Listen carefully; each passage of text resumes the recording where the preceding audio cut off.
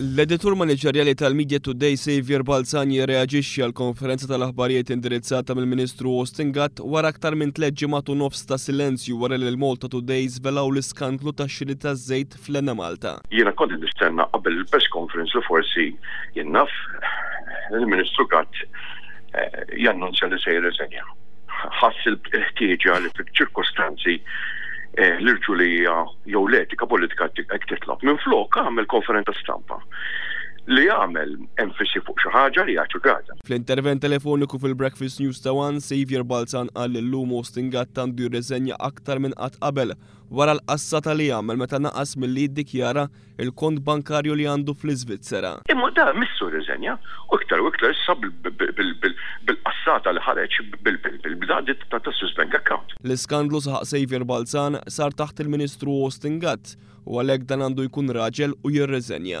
L-iskandlu li sar, il-korruzzjoni li sar, ma sarx taħt Xavier Balzani, jew taħt Peppia Sopardi, jew taħt ma nafx min, sar taħt il-Ministru Gatt. U l-Ministru Gatt għandu jkun responsabbli, għandu jkun raġel biżżejjed biex jgħid ejwa dik rat taħti.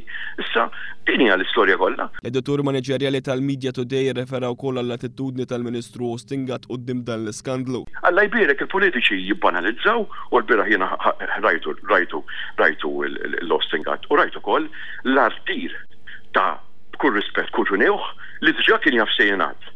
Li bil-wixtos kollu pala rappresentant ta' TVM itur fuq il-ġurnalisti ta' Times u tal-Malta Today jistaqsihom u Alla jbierek ma jiġri xejn u xejdu jisna f'pajjiż tal-pajjiż fejn everything goes, kollox jgħaddi. Għalkemm il-Ministru Austin Gatt qed jgħid li qatt ma kellu laqat ma' George Farrugia, il-persuna li ingħatat il-proklama fuq il-ħlas tal-commissions fuq ix-xiri taż-żejt, Xavier Balzani jisħaq li hemm emails oħrajn li juru ċertu sekwenza. Jiena kont prudenti ma pubblikajtx kollox. Kont prudenti ma pubblikajtx kollox.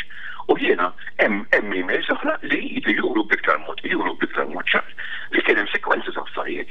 Sekwenzi ta' affarijiet fejn mhux biss kien jitkellem ma' barranin fuq laqgħat, imma kien jitkellem ma' jien se niltaqa' miegħek imbagħad niltaqa' miegħek wara. U kien jitkellem ma' nies li kienu involuti f'deċiżjonijiet marbutin maż-żejt, marbutin mal-Enemalta, eċetera, eċetera.